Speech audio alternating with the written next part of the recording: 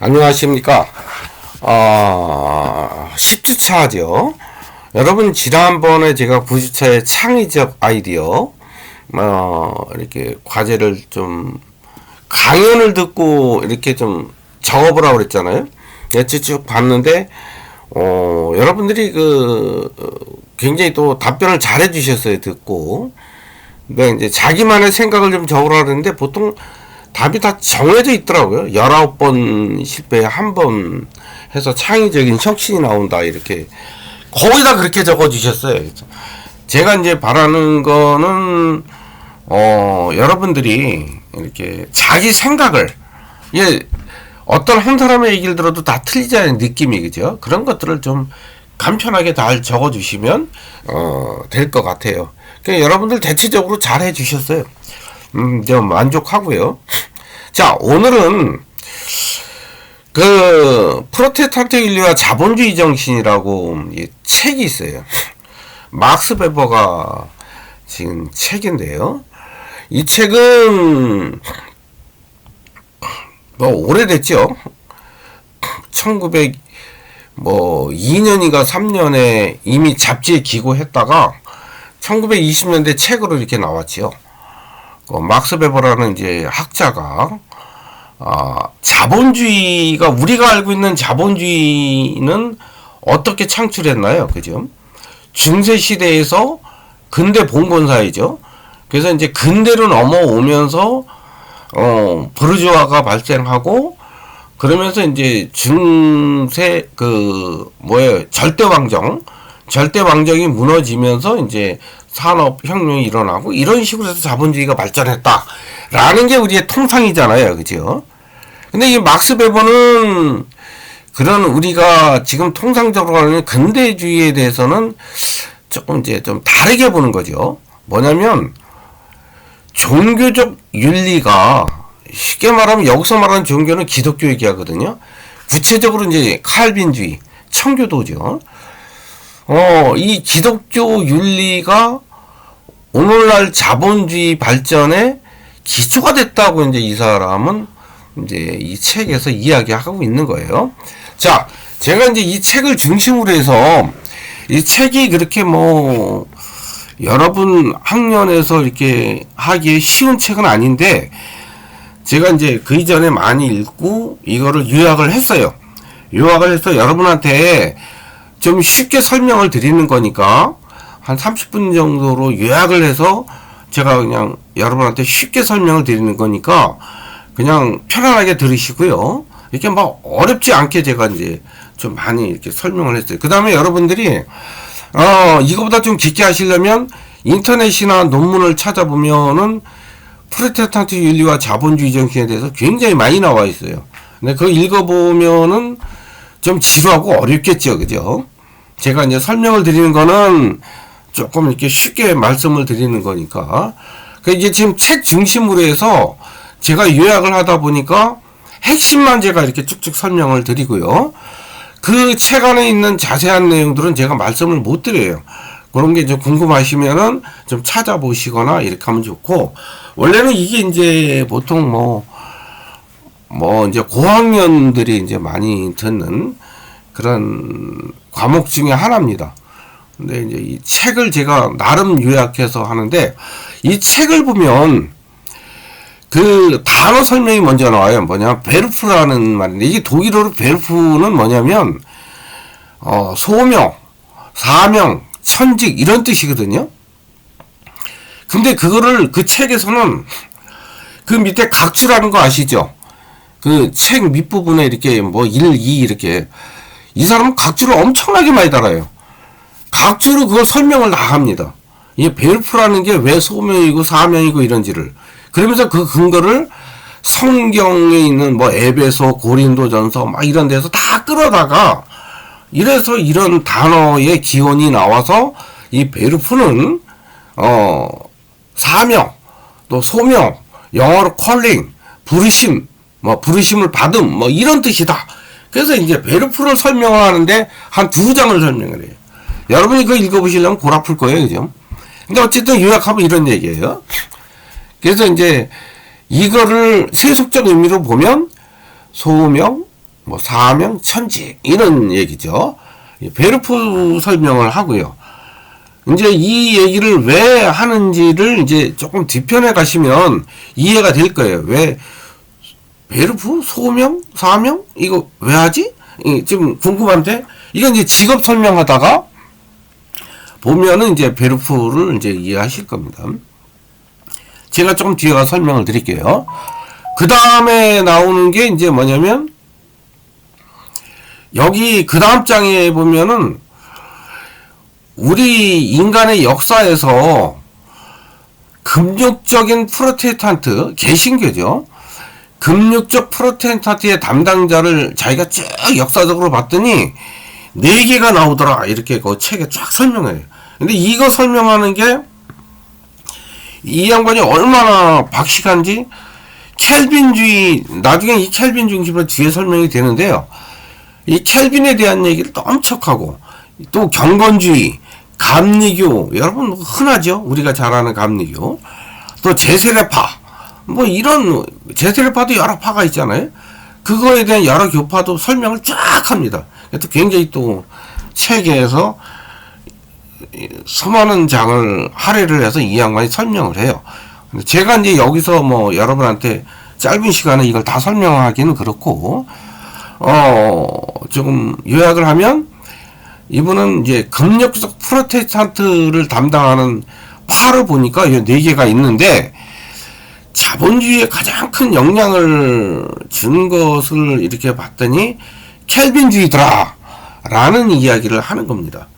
근데 이 켈빈주의가 언제 이게 좀 횡행했느냐 했더니 17세기죠. 1600년대 17세기에 서유럽에서 굉장히 횡행했고 그 속에서 자본주의가 발생했다라고 이제 얘기를 하는 거예요. 근데 이 사람이 그러면 이걸 보면서 막스 베거가 뭘 연구했을까요? 금욕적인 방법과 이 사람이 직업과를 본 거예요. 직업. 아까 왜 베르프 설명한지 아시겠죠?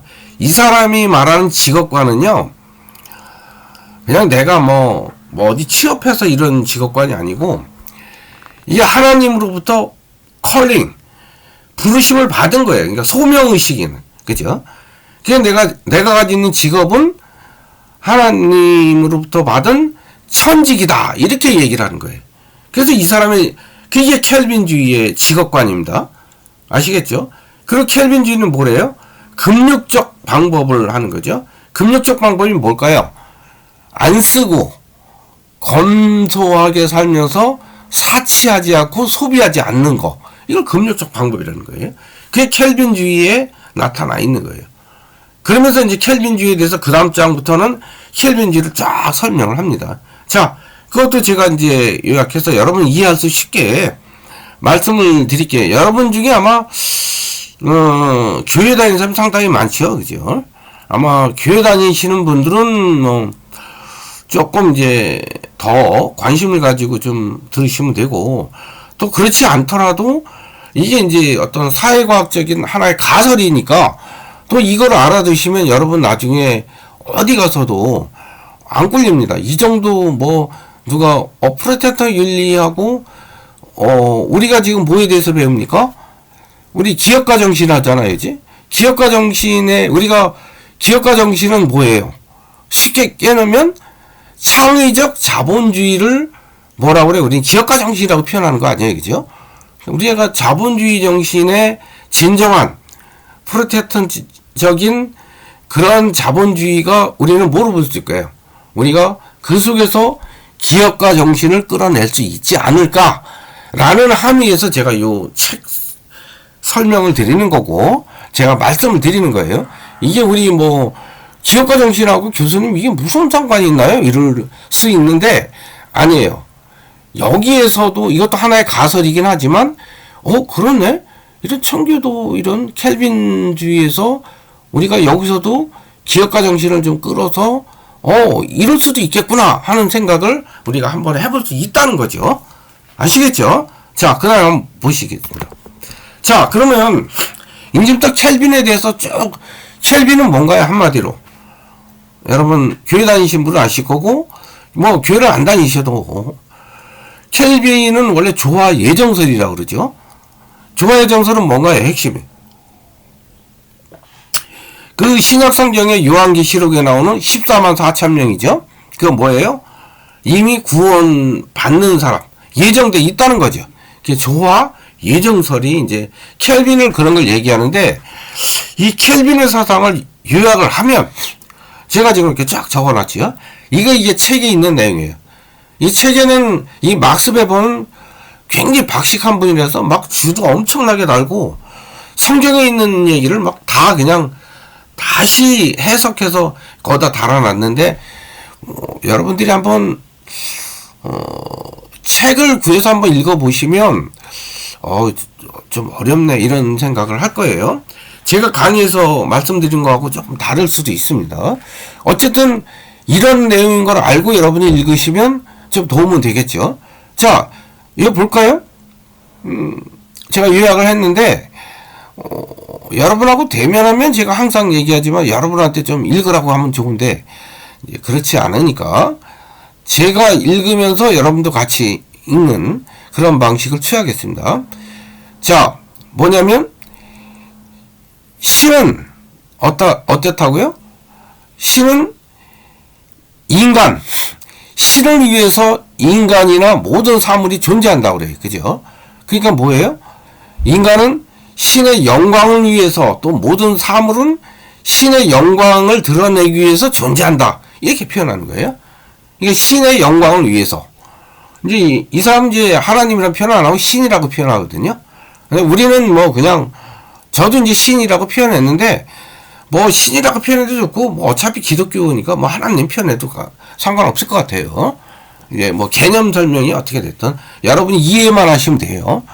그 다음에 이제 뭐냐면 세상적인 정의의 잣대로 신의 섭리를 이해하려고 하는 것은 신의 권위를 침범한다고 얘기해요. 아시겠죠? 그러니까 너는 나에 대해서 감히 알려고 하지 마라 이런 거죠. 그게 야훼의 얘기잖아요. 구약 성서에. 그죠? 그런 얘기를 그대로 하고 있고요. 또 인간은 신의 의지를 이해하고 또 알려고 하는 것도 불가능하다는 그래요. 오직 신만이 아신다는 거죠. 그 여러분 뭐 교회 다니는 사람들 이런 거 많이 알 거예요. 그죠? 그 다음에 모든 사물은 운명, 그죠? 운명은 어디에 있다고요? 너희들이 모르는 그 거룩함 속에서 감추어진 거고, 이 감추어진 그 무엇을 너희가 알려고 하는 거는 잘못된 거라는 거예요. 불순한 거라고 그래요. 말뜻 아시겠죠? 그냥 이 얘기는 뭡니까? 오로지 신만이 자유롭고 전지전능한 하나님만이 모든 걸 다 알지, 너희가 피조물인 너희가 하나님의 섭리를 알려고 하고 이거 왜 이래요? 이런 거는 불순하다. 이런 얘기를 하는 거예요. 아시겠죠? 옛날 뭐 모세 때 얘기 같죠? 구약. 그 다음에 어때요?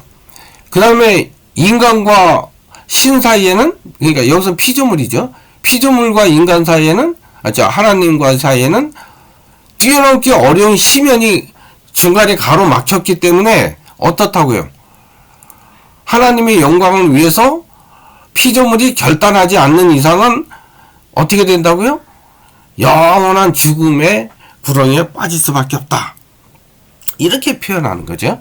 그런 존재가 너희 인간이다. 이렇게 얘기해요. 그 다음에 이제, 그 다음에는 이 얘기하잖아요. 인류의 일부만 구원받고 나머지는 멸망에 이른다. 이게 요한계시록에 있는 내용입니다. 그 다음에 신의 결단은 영원 불변하기 때문에 어떻게 해요? 일반 하나님의 은혜를 받은 사람한테는 거기서 빼줄 수가 없다는 거예요. 하나님의 영광이 뭐 이랬다가 저리 갔다 이러지 않는다는 거예요. 한번 너를 사랑하면 너는 끝까지 내 자녀다. 이런 식으로 불변하다는 거죠. 자, 켈빈의 기독교 사상은 뭐 여러분이 지금 교회 다니시는 분은 거의 이해가 되겠죠. 거의 같은 거죠. 이게 어떻게 보면 장로교 그쪽에 같은 내용인데요. 여러분들이 이제 이런 것이 어떻게 자본주의 사상하고 연결이 되나 라는 게 좀 궁금하죠. 근데 요걸 조금 앞에서 책 앞에서 설명을 하고 있고요. 자, 요거를 좀 나눠서 조금 더 구체적으로 설명해 볼게요. 자, 핵심으로 보면은 뭐냐면 아까 우리가 봤지만 여기서 뭐라 그래요? 신의 권위와 인간은 너희는 오로지 나에 대해서 알려고 하지 말고 인간의 비천함, 이거를 이분법적으로 이렇게 딱 나눠 놓고 있죠. 또 하나는 뭘까요? 신의 영광, 인간은 오로지 영광을 돌리기 위한 하나의 수단, 비천함, 이렇게 굉장히 조금 이렇게 보면은 방법론적으로 보면 이분법적이죠. 그죠? 영광과 비천, 권위와 비천, 뭐 이런 식으로 딱 영광. 그 다음에 또 어때요? 천국과 지옥, 이렇게 딱 나누죠. 우리 기독교 사상 굉장히 이분법적 사고입니다. 그죠? 하나님을 믿지 않으면 넌 지옥, 이런 식이죠. 이렇게. 자, 그 다음에 이제 기독교는 원래 인류의 종교고 인간의 종교잖아요. 근데 여기서 나타내는 신의 모습은 좀 그렇지 않죠. 구약 성서에 나오는 그런 신의 모습이죠. 그래서 여기 뭐예요? 신만이 자유롭고 인간은 자유롭지 않다는 거죠. 인간은 피구속성이 있다는 거예요. 원래 인간은 자유를 가진 존재라고 그러잖아요. 우리 근대 사상은 합리주의가 효율성 막 이런 거 하면서. 근데 켈빈은 그런 얘기 안 합니다. 인간은 자유로운 존재가 아니라는 거예요. 어디에요? 하나님만이 자유롭다고 그러죠. 그리고 아까 얘기했지만 인간과 하나님 사이에는 심연이 가로막혀 있기 때문에 인간은 하나님의 섭리를 절대 이해하지 못한다는 거예요. 그죠? 오로지 인간은 어떻다고요? 그냥 하나님에 대한 굴종만 있을 뿐이야. 너는 그냥 순종만 하라는 거죠. 그러니까 뭐 성서에 말하는 게 순종 말라잖아요. 그죠? 따지지도 묻지도 말고 그냥 순종해라, 이런 거. 이게 나중에 우리가 이제 사회학적으로 보면 기능주의 쪽으로 이렇게 가거든요. 그리고 이제 이건 뭐냐면 베버는 이런 켈빈의 종교 사상이 16세기, 17세기의 서유럽에 자본주의 정신을 키웠다고 이제 이야기를 합니다. 좀 더 구체적으로 볼게요. 자, 우리가 알고 있는 자본주의 정신은 어떻게 진행이 됐나요? 여러분 한번 잠깐만 고등학교 때를 한번 돌려봅시다. 옛날에 어때요? 중세 봉건 사회에서 어떻게 해요? 중세 봉건이 무너지면서 우리가 르네상스로 넘어오잖아요? 그걸 뭐라고 그래? 근대이잖아요? 그걸 문화적으로 표현하면 나중에 고딕주의 이렇게 쭉 더 넘어가긴 하지만 어쨌든 중세에서 근대로 넘어오면서 어떻게 돼요? 절대 왕정으로 되죠? 왕이 절대적으로 이루잖아요. 근데 절대 왕정도 이걸 막 다스리려고 하고 이 각 성주들을 다스리려고 하니까 뭐가 필요해요? 돈이 필요하잖아요. 근데 돈이 막 딸리니까 어때요? 그때 사업을 하던 사람들이 돈을 모아서 자기네도 장사를 무역을 해야 되잖아요. 그러니까 그런 절대 왕들한테 돈을 갖다 바치고 자기가 장사의 그 루트를 개척을 합니다. 근데 이런 식으로 해서 그런 장사꾼들을 우리가 나중에 뭐라고 그러냐면 부르주아, 이렇게 표현하는 거거든요. 그런 부르주아가 산업혁명을 맞이하면서 그게 뭐가 돼요? 자본주의에 이제 발행이 됐다고 일반적으로 우리가 생각을 해요. 그죠? 근대는 어떤 시대예요? 중세는 신의 시대고 우리가 근대 시대는 르네상스가 넘으면서 인간의 시대. 기억나시죠? 그래서 근대 정신은 어때요? 종교개혁, 르네상스, 근대 철학, 계몽사상, 이런 거잖아요. 그런 걸 얘기하면서 신의 시대에서 인간의 시대. 그러면서 이제 산업혁명도 같이 일어나면서 그러면서 부르주아들과 함께 그래서 자본주의가 발전했다. 이런 거였잖아요. 그죠? 근데 여기서 우리가 나타난 건 뭐예요? 인간주의, 합리주의, 현실주의. 그죠? 그 다음에 진보주의. 그러면서 인간의 자유를 강조하거든요. 왜요? 중세 때는 어땠어? 농노들이 있었는데 봉건 영주의 농노가 해방이 되면서 자유가 됐잖아요. 그 자유민들이 뭘로 가요? 그냥 이제 노동자로 가고 농업인으로 가고 이제 거기서 좀 나간 사람은 부르주아로 가고. 그게 뭐예요? 장사하는 사람들. 그 다음 나중에 이제 자본가가 되기도 하고 이렇게 됐던 거잖아요. 그래서 이제 자본주의도 이런 근대 한복판에서 성립되어 온 거다. 이게 우리가 알고 있는 통섭적인 얘기예요. 근데 막스 베버는요, 이런 게 아닌 거예요. 막스 베버는 우리가 알고 있는 통념을 벗어나서, 아까 뭐였어요? 인간의 농노가 자유를 벗어나서 자유를 시구한 사상이잖아요. 근데 이 사람은 아니고 뭐라고 해요? 아까 켈빈이 얘기했듯이 인간은 자유가 있는 게 아니야. 오히려 하나님에 대한 복종만 요구하잖아요. 신에 대한 복종만 요구하는 반인간적, 반자유적인 종교 사상이 어떻게 됐다고요? 자본주의에 발행이 됐다고 그래요. 여러분 좀 생각이 다르죠, 그죠? 이 사람하고. 이 책 내용 아시겠죠?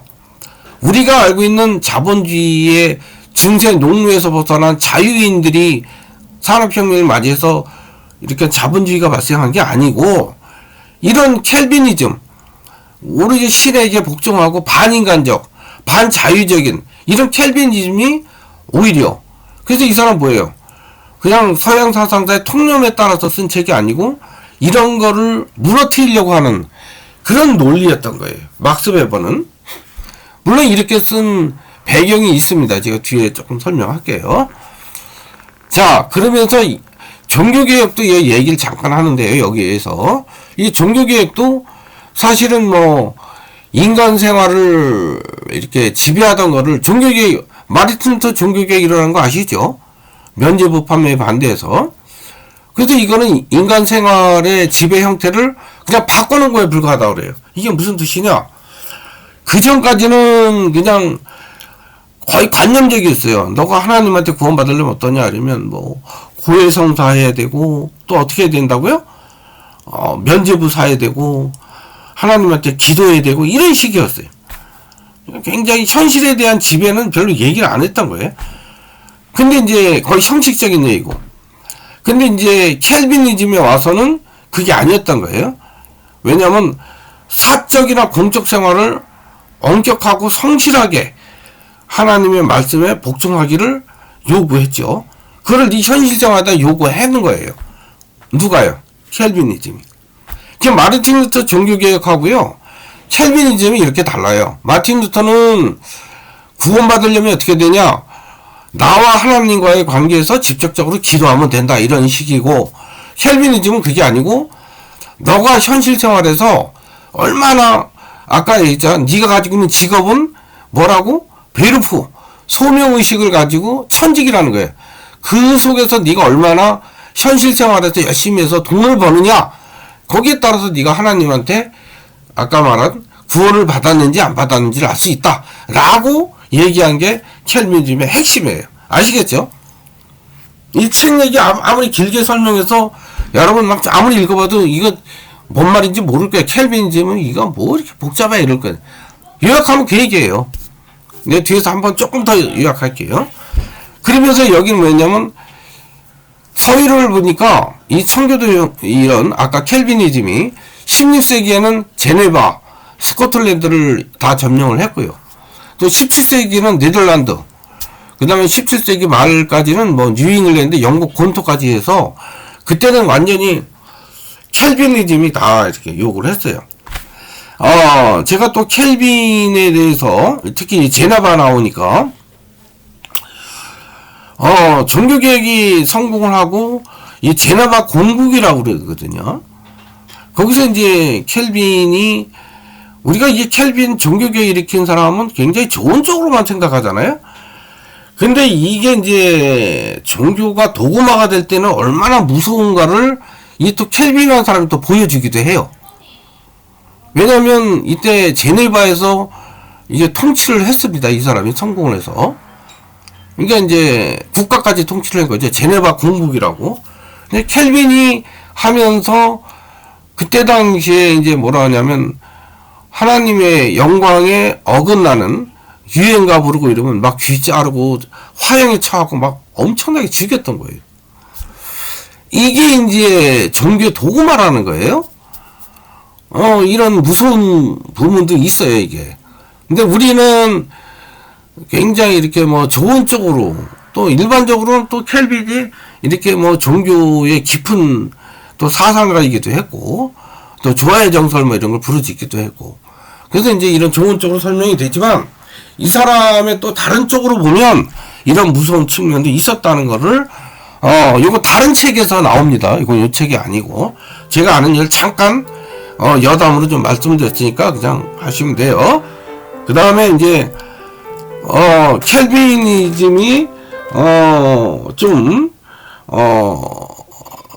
이제 그런 교회 이런 것이 지배 형태를 이제 이루었다라는 이제 얘기를 하고 있어요. 자, 이제 다시 한번 제가 잠깐만 갈게요. 근대 사상의 아까 기본 양상이 없다고 그랬어요? 증세에서 신분적 자유를 어떻게 해요? 그게 해방됐다고 그랬잖아요. 해방돼서 어떻게 해요? 개인의 자유. 그죠? 개인의 자유와 자립을 관철해서 그 사람들이 장사를 하고 이렇게 해서 그게 자본주의에 발행이 됐다고 이게 설명을 했어요. 그래서 여기는 뭐냐면 핵심은 자유예요, 자유. 자유와 자립입니다. 이게 이제 여기 마침되는 게 아까 얘기한 뭐 계몽주의도 얘기하고, 그죠? 합리주의, 뭐 이런 여러 가지 철학 사상도 이렇게 같이 흘러가기는 합니다. 그런데 이 프로테스탄트는 그게 아니죠. 오히려 이런 근대 정신에 대한 반동이었다고 그랬어요. 그죠? 그렇다면 이런 반동에서 어떻게 자본주의가 탄생했을까? 라는 얘기를 하잖아요. 자, 아까 제가 잠깐 설명했습니다. 어떻다고요? 여러분, 요거는, 이렇게, 제가 이렇게 책에 있는 내용을 좀 이렇게 요약을 했는데요. 요걸 제가 이렇게 안 하고 그냥 요약해서 제 말로 할게요. 이때는 어땠냐면요. 켈빈이, 너희들은 아까 잠깐 설명을 했어요. 그, 켈빈의 윤리에서 뭐냐면, 기독교인들은 어떻다고요? 너희들은 하나님의 영광에 기여하는 직업적인 활동을 통해서, 직업적 활동을 통해서 선행을 하고 이래야 어떻게 된다고요? 선행한다는 게 뭐냐면, 여섯 선행은 돈을 많이 벌어서 그것을 조금 전체적인 이로운, 사회 이로운 그런 활동을 많이 하는 것을 구원의 조건으로 봤던 거예요, 이게. 아시겠죠? 이 안에 이런 것이 뭐냐면, 뭐라 그랬어요, 아까? 내가 구원받았는지 안 하는지는 나는 인간은 모른다 그랬죠? 오로지 하나님만 안다 그랬죠? 근데 인간이 궁금할 거 아니에요, 내가 됐는지 안 됐는지. 그거 어떻게 알아? 이랬더니, 그러면 네가 하고 있는 직업에서 얼마큼 나중에 돈이 많이 버는지 그걸 알아봐라. 그렇게 된 거지. 알겠죠? 그러니까 사람들이 어떻게 해요? 내가 구원받았는지 이거를 확인해서 자기 직업에서, 이 직업은 뭐라고요? 하나님이 준 나한테 준 천직이잖아요. 그러니까 불평하지 않고 여기서 열심히 일했던 거예요. 열심히 일하니까, 그리고 어떻게 일한다고? 세속적 금력주의로. 나 아끼고 돈 안 쓰고 어떻게 해요? 착착착 모으고 이렇게 해서 돈을 모은 거예요. 이런 정신이 16세기, 17세기의 유럽을 휩쓸었던 거죠. 그래서 이게 자본주의의 바탕이 됐다는 거죠. 아시겠죠? 근데 이거는 뭐 이렇게 문자로 쭉 풀으면 이런 거예요. 여러분 그냥 읽어보세요. 이거 다 아는 거잖아요. 신은 뭐라고요? 나한테 영광을 돌리는 자를, 그 성경에는 뭐라 그래? 그 스스로 돕는 자를 돕는다, 뭐 이런 식 표현이 나올 거예요. 이런 거 아닙니까? 그죠? 아시겠죠? 그 다음에 여기도 이렇게 쭉 했잖아요. 여기 지금 뭐 얘기했어요. 신에게 선택받는 것은 오직 하나님한테 달려있다고 보면서 이 세상에서 어떻게 선행 쌓는다는 건 뭐였어요? 아까? 부를 축적함으로써 신에게 구원의 확신을 얻을 수 있다고 말한다는 거죠. 알겠죠? 여기서 이제 뭐가 나와요? 켈빈은 굉장히 실천적이죠? 근데 앞에 관념적인 사람들은 그런 걸 뭐 영리활동을 조금 안 좋게 봤죠? 그건 하나님한테 영광이 안 돼.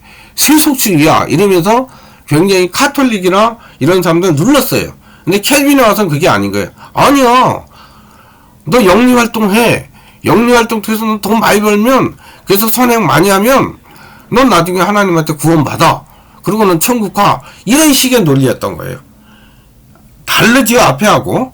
켈빈의 실천적 성격이 나타나고요. 그러면서 뭐라 그래요? 저 세상은 저 세상이고 이 세상은 이 세상. 이게 문제니까요. 아까 말한 이부법적 이렇게 구분하지 않고 종교 윤리가 하나님의 말씀이 내가 사는 현실 생활에 부딪히면서 엄격히 규제하는 게 세속적 금욕주의라고 그랬어요. 이 종교적 의미를 띠기 시작했죠. 자, 켈빈주의는 뭘까요? 뭐예요? 개인의 산업이 아니라 아까 얘기했잖아요. 그 행위를 통한 구원이었죠. 돈 많이 벌고 직업에서 열심히 일하는 거. 알겠죠?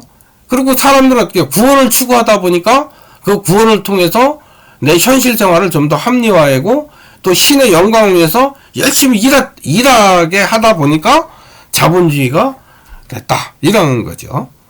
그 다음에 이거는 밑에 내가 이렇게 설명을 한 거죠. 열심히 영광을 위해서 열심히 일하다 보면 구원이 얻어진다. 이런 얘기고. 그죠? 또 경제활동을 현실생활로 파악을 했는데 예전에 어땠어요? 경제활동을 그거 하면 안 된다. 이랬던 거지. 그죠? 켈빈에 와서는 아니야. 경제활동 해. 이렇게 된 거고. 여기서 자본주의가 발전했다는 거예요.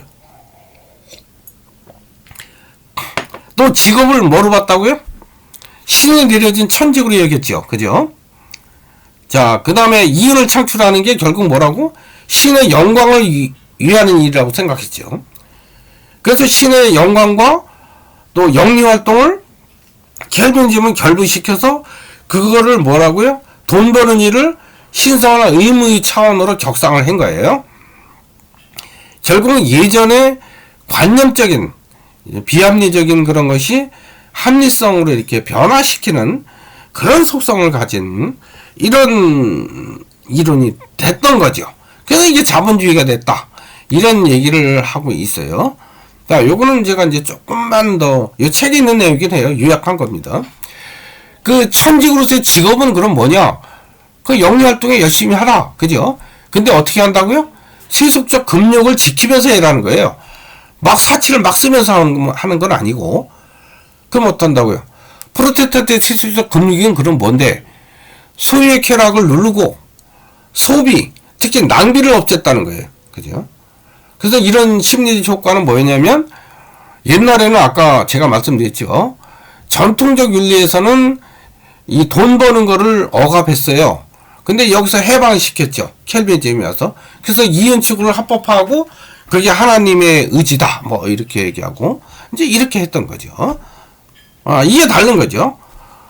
그리고 이제 이 사람은 왜 그러면 이렇게 아까 얘기한 우리가 통상적인 역사적으로 나온 그런 것을 얘기하지 않고 청교도 혁명에서 자본주의 정신을 끌어내는가를 설명을 하면 이 사람은 원래 1864년 때 1920년에 죽어요. 그러니까 이 사람은 언제 사람이에요? 19세기, 20세기 사람 아니에요. 그죠? 그러니까 자기가 벌써 한 200~300년 전을 배경을 공부를 해서 이게 쓴 거잖아요. 16세기 언제예요? 여러분 1500년부터 한 1600년대까지 아니에요. 그때 유럽 사회를 쓴 거예요. 그때 벌써 자본주의의 정신이 나타났다고 얘기를 한 거예요. 왜 그랬을까요? 19세기 때 보니까 이 막스 베버가 살던 시대 보니까 이미 산업혁명이 일어나서 이미 대량 생산이 막 체계가 되다 보고 대량 생산되니까 막 팔아야 되잖아요. 근데 이게 자꾸 좁아지니까 어때요? 식민지를 개척하죠? 뭐 영국이나 프랑스나 이런 뭐 네덜란드나 이런 데서 저기 뭐 아프리카도 개발하고 인도도 막 점령해서 왜요? 식민지를 개척해야 거기서 원료 생산도 되고 그래야 대량 생산한 거를 팔아먹잖아요. 그죠? 이런 환경이었던 거예요. 근데 베버가 보니까 저렇게 물건 팔라고 남의 나라를 점령하고 가서 뭐 선교한다 그러고 결국 점령해서 그 사람들을 식민화시키는 제국주의화하는 거죠. 이건 제국주의적 자본주의인데 이게 맞는 건가? 이런 문제의식을 가졌던 거예요. 그래서 이 사람은 이렇게 생각을 안 하고 야 이런 자본주의는 아닌 것 같아. 그래서 자기가 다시 연구해서 다른 생각을 나타낸 게 이제 청교도 혁명, 아까 기독교, 프로테스탄트 윤리와 이 사람은 이제 그래서 반대로 엉뚱하게 저 16세기에 끌어서 이렇게 설명하게 된 이유예요. 왜 이 책 썼는지 조금 이해는 가시죠? 물론 이런 얘기는 안 나오는데 이건 내 생각이 그래요. 그죠? 자기가 살던 시대에서 염증을 느끼니까 그거에 대해서 좀 다르게, 왜냐면 자기가 살던 물질주의, 물질 팽배주의, 그리고 막 침략하고 인격 모독하고 막 돈이 최고에 되고 이런 거에 대해서 조금 회의를 느꼈던 것 같아요. 그래서 그냥 기독교 정신의 세속적 금육 이런 것을 강조하면서 좀 이런 세상을 우리가 조금 바라봄직도 하지 않느냐라는 생각에서 아마 이런 글을 쓰지 않았을까라는 생각을 제가 감히 해봅니다. 그런데 우리 여러분 어떤가요? 한번 우리가 여기하고 비교해서 한번 잠깐 생각해 볼게요. 오늘날 우리가 사는 자본주의는 아까 여기서 얘기한 세속적 금융인가요? 아니잖아. 오늘날 자본주의 어때요? 소유의 쾌락 즐기죠. 여러분 자동차 사고 뭐 집 사고 막, 그리고 소비가 일상의 그냥 윤리가 돼버렸죠. 소비 안 하면 어떻게 해요? 소비 안 하면 공장이 문 닫으니까 자꾸 소비하죠. 그런데 어때요? 광고가 막 넘쳐나죠. 여러분 길가 걷다 보면 밤에도 걷다 보면 빨간 광고들이 뭐 사사에 막 하잖아요. 그죠? 그러니까 이거는 어떨까요? 우리가 16세기, 17세기에 유럽의 세속적 금융하고 오늘날 우리가 사는 애 세속적 금융? 이게 자본주의? 이게 맞아? 이런 생각 들죠, 여러분? 근데 여러분 사는 세상은 예전의 세속적 금융은 아니잖아요. 그죠? 그리고 오늘날 어때요? 직업보다는 뭐예요? 돈이 최고죠? 그죠? 그 다음에 욕망을 부추기죠? 소비자 욕망. 그래서 소비를 부추기잖아요. 광고가 넘쳐납니다. 길가에 가면. 그죠? 그냥 많이 소비해야 되고. 그죠? 자, 그러면 여러분이 사는 세상은 이제 오늘날 이런 자본주의예요. 예전에 이런 논리가 있었다는 거고, 역사적인 흐름이고. 자, 이런 자본주의하고, 그러면 여기서 여러분이 하나 생각해야 될 것 같아요. 자, 그렇다면 여기서 여러분이, 기업가 정신을 그럼 여기서 어떤 부분에서, 앞에 막스 웨버는 자본주의 정신을 그런 세속적 금융주의, 그 세속적 금융주의는 아까 이게 켈빈의 예정설, 이론에서 나온 건데, 그게 또 어떻게 보면 기독교 개신교 윤리고요. 이렇게 설명을 하는데요. 근데 이제 여기서는, 우리가 좀 좁게 봅시다. 우리는. 이런 윤리가 우리 기업가 정신하고 어떤 측면에서 상관관계가 있을까? 일본의 그 어떤 윤리가 영리 추구 활동을 뒷받침하고, 이거는 앞에 제가 설명을 했잖아요. 프로테스탄트 켈비니즘이 세속적 금융주의, 사치하지 않고 낭비하지 않고 자기 직업에서 열심히 해서 돈 벌면 그게 이제 자본주의 정신이 됐다. 그게 사회화 됐을 때 이렇게 됐다라고 설명을 하는 건데, 여러분이 사는 세상은 지금 그런 세상이 아니에요. 많이 소비하고, 그죠? 많이 놀고, 또 어때요? 예전처럼 금융보다는 어때요? 감정, 감각, 또 예전에 정신을 강조했다면 오늘날은 몸, 이런 강조하는 약간 포스트 모노지즘 사회잖아요, 오늘날. 그런 것과 지금 앞에서 설명했던 윤리, 프로테스탄트 기독교 정신하고 우리 기업가 정신, 이런 것을 어떻게 여러분이 상관관계가 있을까라는 것을 아까 설명한 것과 비슷하게, 자본주의 정신 연결한 것과 비슷하게 여러분 나름대로 한번, 정답 있진 않아요. 제가 항상 말씀을 드리지만 요것도 5줄 이내로만 적으세요. 간단하게 적어요. 간단하게. 여러분 생각만 적으면 제가 쭉 보면은 이분은 그냥 나름대로 좀 고민했구나 하는 게 느껴지거든요. 그럼 돼요. 아셨죠? 제가 이제 이런 걸 여러분한테 말씀드리려는 거지 여러분 골탕 먹이려고 하는 거 아니니까. 자, 여러분 아셨죠? 제가 이렇게 여기까지만 말씀드리고, 이게 책 한 권을 제가 다 요약을 짧게 했어요. 그러니까 여기서 좀 빠진 부분도 있고 지우 부분 다 뺐고요. 핵심 부분만 설명을 했고, 제가 말씀드린 이런 거는 유튜브나 이런 데도 누군가 설명해도 이렇게 정도 설명하시는 분은 뭐 강의는 잘할 수 있을지 몰라도 내용적 측면에서 이렇게 연구해서 설명하기가 쉽지는 않을 것 같아요. 어쨌든 여러분들이 이런 걸 통해서 우리 기업가 정신하고 어떤 상관관계가 있는지를 여러분이 한번 좀 생각해 주셨으면 하는 바람에서 제가 말씀드렸어요. 자, 이번 시간 끝내고요. 이제 다음 시간부터는 우리가 이제 10주차잖아요. 11주, 12주는 이제 뭐 팀빌딩, 그 다음에 뭐 한번 뭐, 데이터 시트 이런 거 한번 좀 만들어 보고요. 그 다음에 나머지 1주차는 또 교양으로 해서 제가 좀 넓은 얘기 하나 해드리고, 나머지 14주차는 시험 관련된 말씀을 좀 드리고요. 15주차는 여러분 이제 시험 봐야 되잖아요. 그죠? 이제 15시험 보는 거에서 마치도록 하겠습니다. 자, 여러분 수고 많이 하셨습니다. 다음 주에 뵙도록 하고요. 요 2번은 반드시 여러분 생각을 적으셔서 올려놓으시기 바랍니다. 수고 많이 하셨습니다.